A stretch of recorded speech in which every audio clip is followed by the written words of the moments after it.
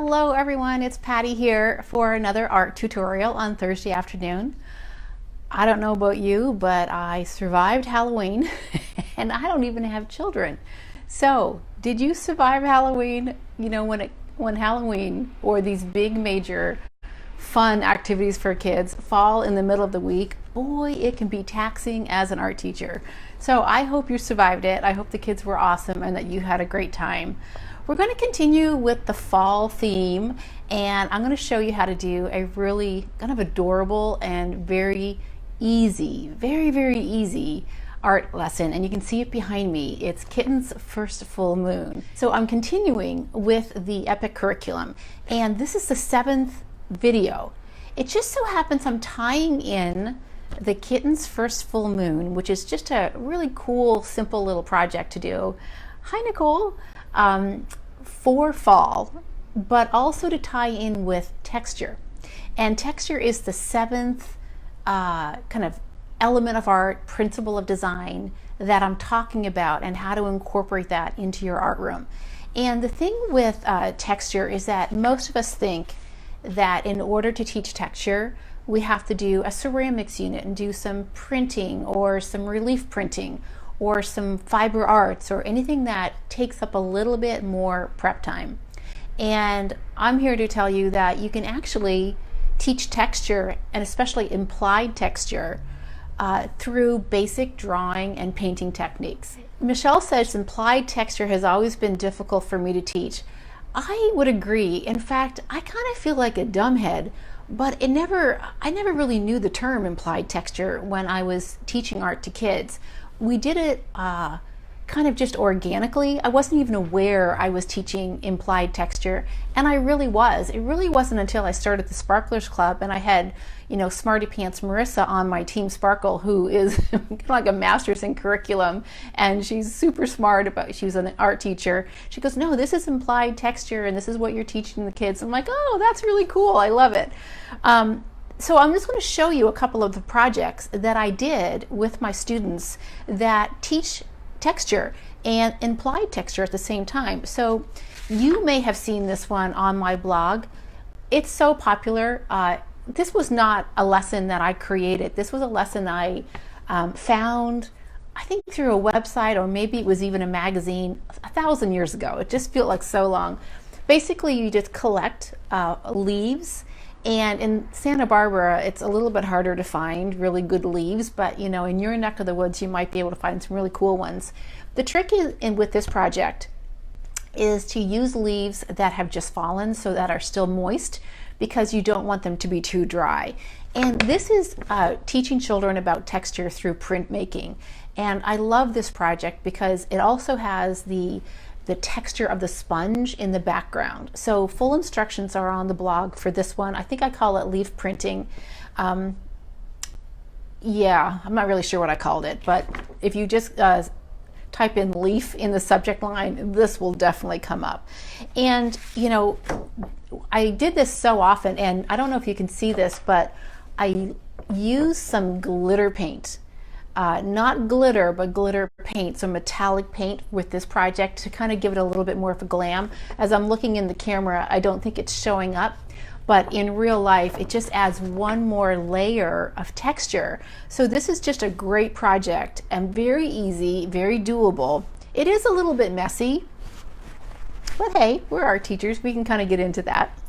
And I even took it a step further by doing this project where we did the leaf prints on black paper, and then we added the brown bear.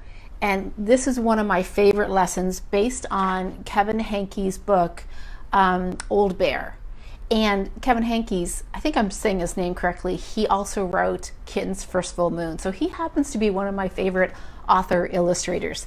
So the bear itself is offering a lot of texture opportunities for your students as well, because what they're doing when they're painting this particular bear, they draw it first and then they paint it. They're adding texture with their brush strokes to imply that the bear has full thick fur. So just by doing just those brush strokes, like here and around the neck, you're creating implied texture with making something appear different than what it really is. So Mary says, hi Mary, going to do the leaf print making with my 4th graders next week using rubber leaves. Oh, rubber leaves, that is a great idea. Sometimes I would go to Michael's craft store and just purchase some very inexpensive silk leaves, or those polyester leaves that you get in the big center aisle, and they were good and reusable. That was the key for me, because in Santa Barbara we really didn't have a lot.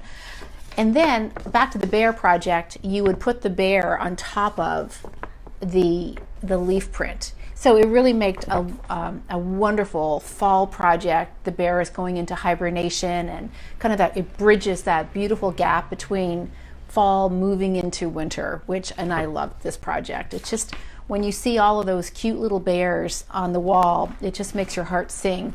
And what I loved about that lesson is that the bears were drawn through observation, so all the bears were a little different. Okay, so another way to introduce texture is literally by using texture to create texture.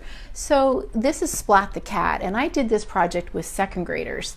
And the kids, you want the kids to use like the back of their brush or even a piece of cardboard to pull the paint away from the actual drawing or the painting to create this like fuzzy looking cat. So that's texture. You want the cat to look like he's fuzzy, not perfectly painted. One of these, I love owls. There was one year, I think I did owls like for every grade. I was just obsessed with owls and I didn't even know it. So Hailey, no, it's Hay. You said Hay? Okay. This is an owl project, and it uses tissue paper, but the texture comes from the marker application. So I believe I used tissue paper and liquid starch. Have you ever used that combination before, where the liquid starch acts like the glue? It's a very liquid. You find liquid starch not very often anymore. People don't really use liquid starch, but if you go to the supermarket, like the big supermarket grocery store chains, you can often find it next to like the clothing detergent, and it comes in a bottle. Liquid starch, when you apply it to paper, it's very almost translucent, but then you lay down a sheet of tissue paper and then you brush over it again with liquid starch, and the liquid starch just gently glues and adheres the tissue paper to the paper without it being clumpy like glue might have. And then when it dries, you can take a Sharpie marker or a waterproof marker of any kind and add all these, incredible details. And this really, you're creating texture by making the owl look like it has all of the different feathers. Okay, here's another project that I did a long time ago with my 2nd graders again. And these are the bison traveling the Great Plains.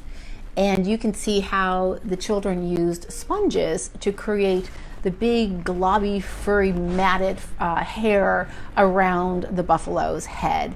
And so you can see that children use texture there as well. And even a little bit of the brush strokes in the grass can be implied texture. Now another owl lesson, and this one is a little bit more texture related. You're literally using torn paper, and children are tearing the little bits of paper to create texture and kind of a fluffy feeling for the owl. So I don't know if you've done this lesson. It was one of my favorites, and I think this was 2nd or 3rd grade. I don't know why I'm showing y'all 2nd grades. Must have just like came into like a big pile of 2nd grade projects. Another way to do texture is by using your actual brush. So I've done a number of lessons like this. Hi Vin. So Linda's here from Denmark. Awesome. Welcome. I've done a lot of lessons that use this technique. And so basically, in a nutshell, it's this. You take a colored piece of paper, whatever kind of subject it is. I think I did sock monkeys once. And you paint a layer of paint over top of the colored paper. Then, before it dries, you turn your brush around and scratch art. You move the tempera paint away, and you can use acrylic paint for this as well. So this is just a little chimp. This was a Jane Goodall lesson, and then you can see that there's texture involved with the painted paper leaves. So those are another way that you can add texture. sponge painting is very popular. Here's a third grade elephant. So the kids did some elephants, and I think they did it through observation drawing, and then they used their brushes to dab white and black paint together to achieve that, you know, that elephant skin, that kind of wrinkly, rough elephant skin. And I love this project. You can use sponges, and I think this probably was a combination of like dabbing a paintbrush, one of those thick paintbrushes that have a flat bottom, and then also a sponge. So Marilyn says, what do you scratch the paint away with? Just the back of your brush. So literally, I don't have a paintbrush here, but the wooden end of your paintbrush. And it works beautifully. Here's some obvious ones. Here's an octopus, and if I turn it this way, you can see that the children used just regular white northern beans to glue onto their octopus to show that the little suction cups that an octopus would have on the tentacles. And this was just fun. It's meant for like a kindergarten class, even preschool, but the kindergartners do better with the octopus. When you're using things like beans or buttons, the reason why I love incorporating that into an art project is because little kids, just getting that pincer effect, like picking up small things, is really good for their fine motor skills. And you know, little kindergartners, they come into school, a lot of them, without that really developed sense of picking up tiny objects and placing them. So a project like this with beans, it really helps with that fine motor skills. Now finally, here is a project that it's, do you know how I made this? I did this once, and I really wish I did it more often, because it was really brilliant. It just took a long time. Children did a Van Gogh sunflower arrangement on tag board. So this is a really heavy board, and I had scraps of this board, so I was trying to figure out what to do with it. These aren't very big. It's only about 8 by 10. But I had a bunch of old chalk pastels that were so old, they were small, and they were kind of all dirty, and you know, the kind that you just want to throw in the garbage. I divided them up into colors, and then I had children use a popsicle stick and a spoon to crush all of the pastels into different colors. We spent an entire class crushing chalk pastels. This was my first year of teaching. I don't know what I was thinking. And they put them all in these little tiny cups.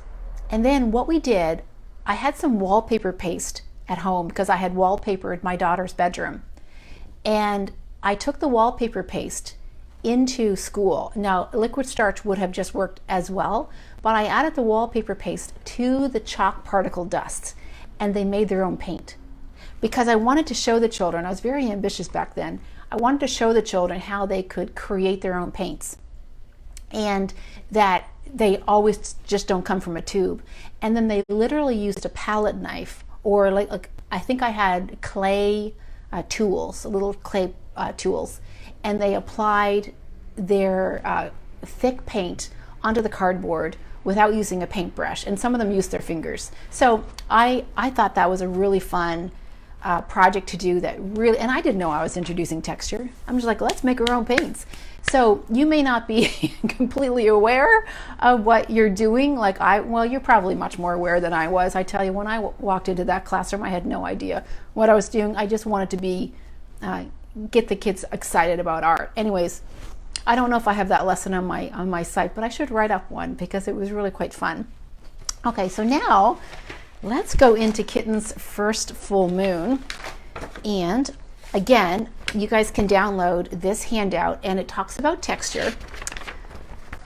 And I have this little poster, like if you've been collecting or following the Facebook Live tutorials that I'm talking about the EPIC curriculum, I have given you guys a free, kind of like a mini poster, or in this case, it's like a worksheet. And the last one I did on value was kind of a worksheet as well. And you can download this, and it shows, you know, implied texture, actual texture, and it's like a cheat sheet for your teaching book, just in case you kind of want those definitions. And then the third page on this handout is a little drawing guide that it was based on one page in the picture book, and I'll show you which page that is. So you can just click on the link. It's basically a blog post on Deep Space Sparkle that we uploaded today. So here's Kittens First Full Moon. I was at the bookstore about a month ago looking for picture books for the music and art bundle that we just released in the Sparklers Club. But this was featured because it's the Harvest Moon was coming, and I picked it up. I've always wanted to do a lesson, and I just thought the black and white, I think I was doing contrast at the time, so I was thinking, oh, this would be a great lesson to demonstrate contrast, like black and white, and just the effectiveness of just using two colors, or essentially just one color.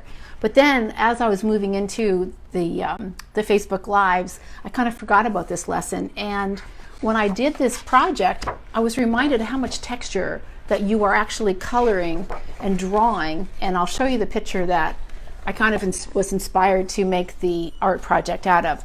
So this one right here, where the kitten is kind of up the tree, and look at the tree bark. That's what we're focusing on. That's the texture. So if you can teach your students how to make a flat tree come to life using those simple wiggly lines, that's magic. That's creating texture. I also did a project back here, you can probably see it, that she's sitting on her doorstep, and I thought this was a cute picture as well. I'm going to show you both. I don't have a handout for this one, so I'm just going to show you how I would draw it.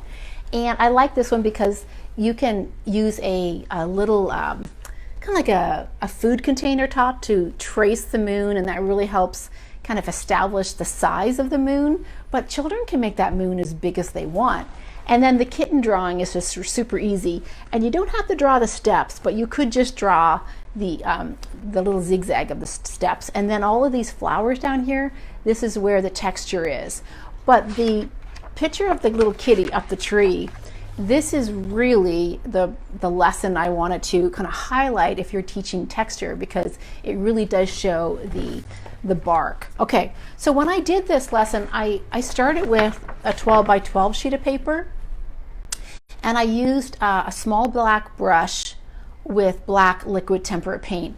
But I found that it would be too hard or challenging for children. So I kind of scrapped that, and I decided to do the black oil pastel instead. So black oil pastel, when I was teaching, I would order them in cases of 12, and I would order about 12 little boxes. So I would have over 100 oil pastels, and I would use these pretty much every week in my classroom. I use them, I got a lot of flack from this, like, why do you always use black oil pastels? Well, number one, children have to commit to a black oil pastel. You can't erase it. So it developed my artists into fearless illustrators and drawers. I just felt once they got used to an oil pastel or a black crayon, they drew bigger, they drew with less worry, less, more fearlessness. Because when you introduce pencils, they tend to be a little bit more of a perfectionist. So that's what I did with this project. I drew it really simply with a black oil pastel, and then I put it away. It'll come back later, and then the only thing you're going to need is this. And this is black chalk. Now, I'm going to warn you right now, super messy. Super messy. In fact, if you don't like getting messy, go have a cup of tea, because we're going to get some messy here. It's okay for children to get messy. You just have to be prepared and expect that they're going to have black chalk on their face. Heck, I do. After this art project's over, I'm going to have it on my pants, I'm going to have it on my face. Just make sure you have some baby wipes. Or if you're kind of environmentally sensitive, I never had baby wipes in the classroom, but I had wet rags, and children wiped their hands on that. So let's get started. I'm going to do this one first, and let me see if I can just push this up a little bit. It's going to wiggle. Okay, so to draw this little guy, put your paper horizontally, and what you could do is stand in front of the whiteboard and show children there are two options. It doesn't necessarily have to be a step-by-step drawing. I would do this project with 3rd or even 4th grade, even though it looks young. You could do it with 2nd grade. But I go, okay kids, here's the book, here's, read the story, isn't he cute? We're going to talk about texture, and I would draw the vertical composition of the cat in the tree, and the horizontal composition of the cat sitting on the stoop. And then the children can decide on their own which method, which position they want their cat to be in, because they'll have a preference, and that's okay. With the cat sitting on the stoop, it's less about texture, but we can incorporate the texture in the flowers. Okay, so what I would do is just start with the eye and just make a dot, and then you want to kind of bring this little mountain, this little hill down, and it looks like a bunny. This is kind of a strange looking cat. If you look at the pictures in the book, it's hard to draw it exactly without it looking a little strange. It looks like a little mouse and a rabbit and a cat, but I'm going to do my best. And then you want to draw these little ears, and I think he has a couple there. And then this is already too big, so that's okay. When you do this and when you make a mistake, keep going. Just keep going. Don't let them see your fear. Anyways, so then I'm going to draw these little paws, but I think the paws are going to go off the paper, and I'm going to draw his little tail, just like that, and a little mouth, and then some whiskers. Oh Lord, it's not the best cat. But then that's all you have to do, and I totally missed the opportunity to add the stoop, so I'm just going to go like this. And if you want to, you can trace a food container for the big moon, and you can make it small, you can make it big, and you can make it going off the edge of the paper if you want to. It doesn't have to be right in the middle, but it is Kitten's first full moon, so it is nice to show the whole moon. Then what I would do here, since I kind of messed up on the cat a lot, I think I'm going to go to town and make these beautiful flowers and really fill up this part of the paper with something that I'm actually proud of, because I'm not so proud of the kitty. And then to make these leaves, you have to do a lot of over and under, just like that, and draw the line first and then come back down. And this is adding lots of texture to the background, just like that.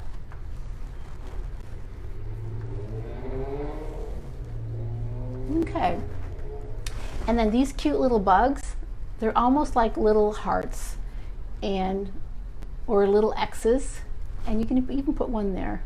Why not? Okay, so you can put more flowers over here.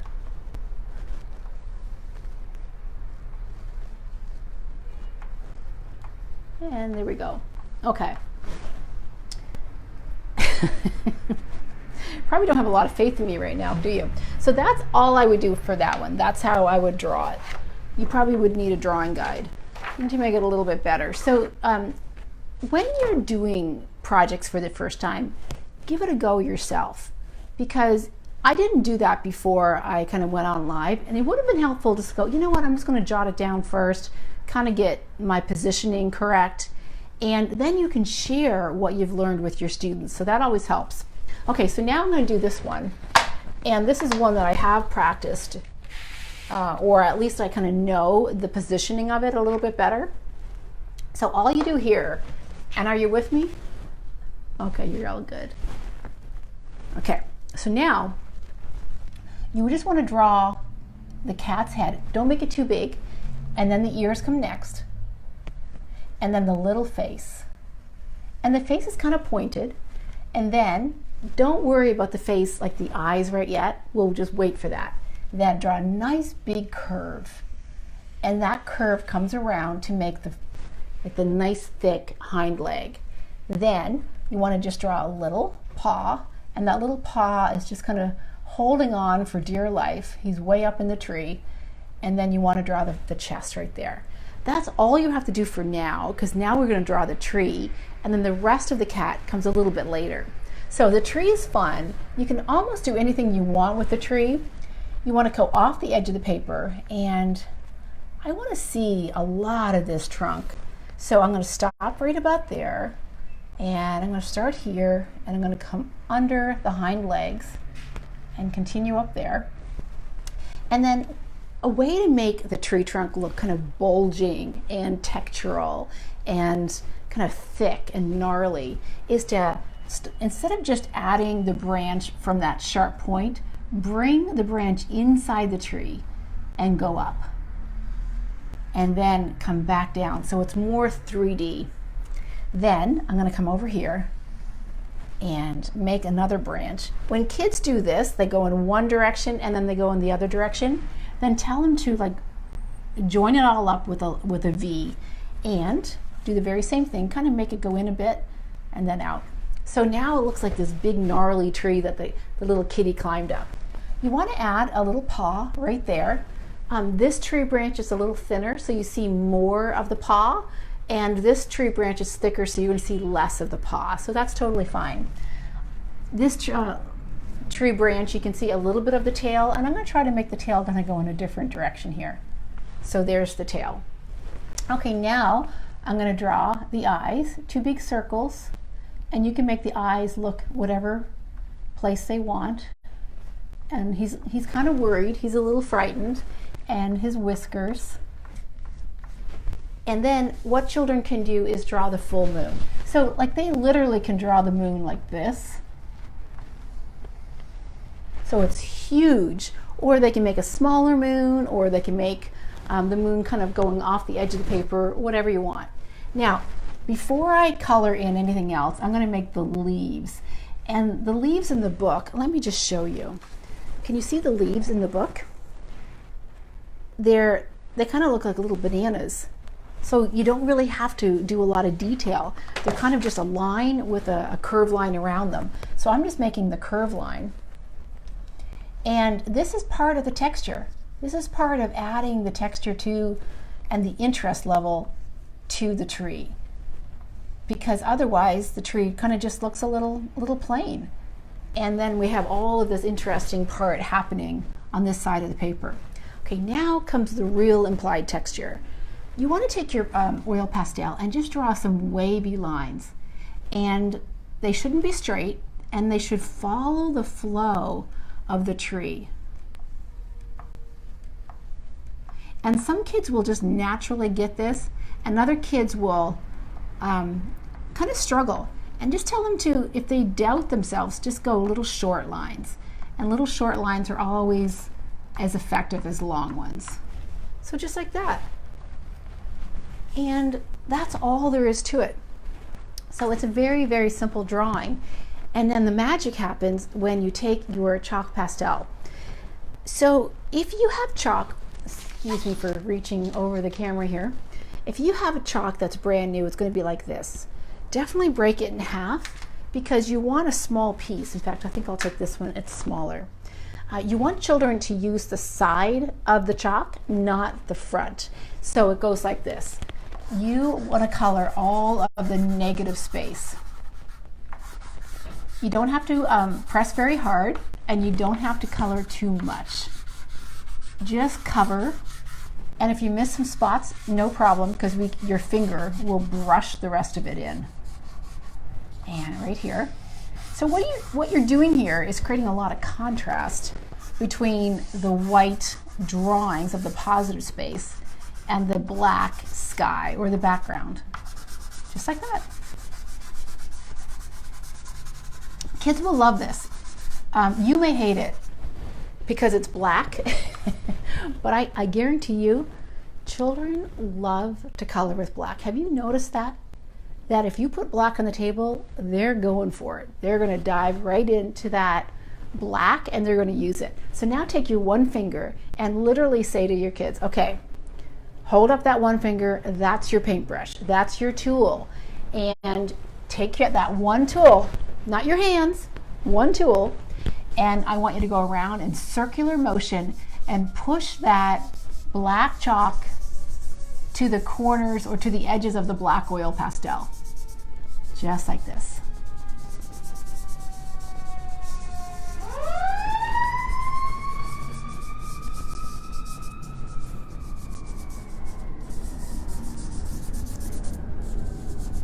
And this is really making the positive shapes really pop out.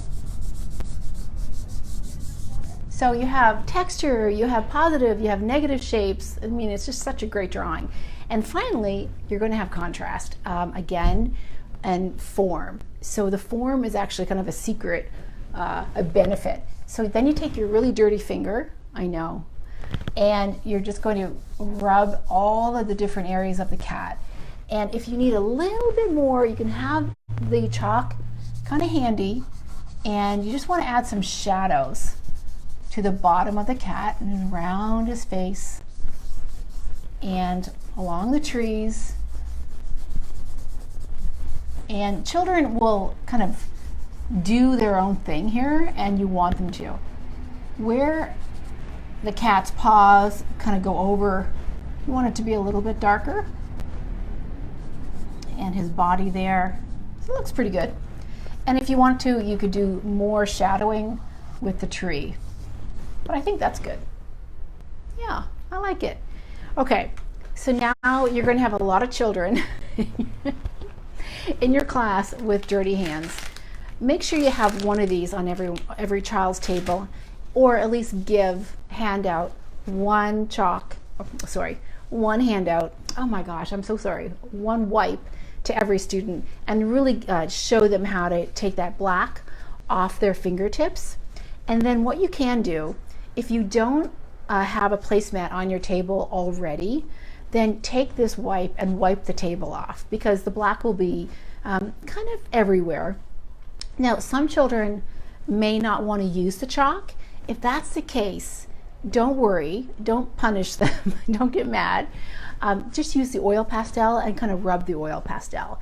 And a lot of teachers I know actually use tissue to kind of rub the chalk around, and you can do that too. So whatever technique that you like to use most, or that your students prefer, definitely use that. The goal is to create the light and the dark and the texture. So what do you guys all think? Have you tried a lesson like this? I know that Kittens First Full Moon is a popular book, and there's lots of lessons online that show this little kitty cat. I mean, he's just super cute. But I really wanted to show you how easy it was to create the implied texture. So I'm hoping that you try this lesson. You can go to the blog and you can download that handout that I showed you. Where is it? Right here. So you can grab this. All you do is just go kind of scroll down to the blog post, through like halfway down. You click on the button, and then you enter your name and email, and then we'll send it to you. Oh, thank you guys. Okay, so next week I'm going to be doing another art tutorial, and we're really gearing up for tons of holiday projects as well. So next week I think I'm taking a break from the epic. I'm not exactly sure, and I think I'm going to be doing a special art tutorial. So definitely, if you're not following along on Instagram or Facebook, do that, because that's where we kind of give sneak peeks as to what projects we're going to do on Thursday. But also the newsletter. You usually get the newsletter in the morning, and you'll know exactly what I'm going to be talking about in the afternoon. Now, I have another favor for you guys.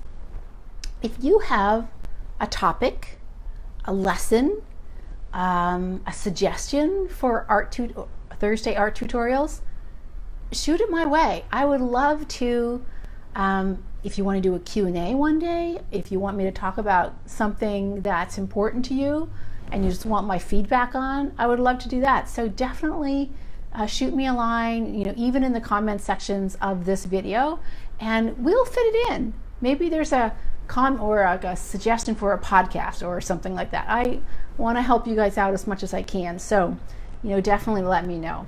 Okay, guys, I'm signing off. I'm going to go home, go for a little walk, and get my energy back. We went to a party last night. I'm not going to lie. Neil and I went to a friend's house, and we just had so much fun for Halloween. I think it's even more fun when you don't have kids, because it's all about you. So, because I remember the days when I had the children and we were out trick-or-treating, and so much fun, but last night was fun too.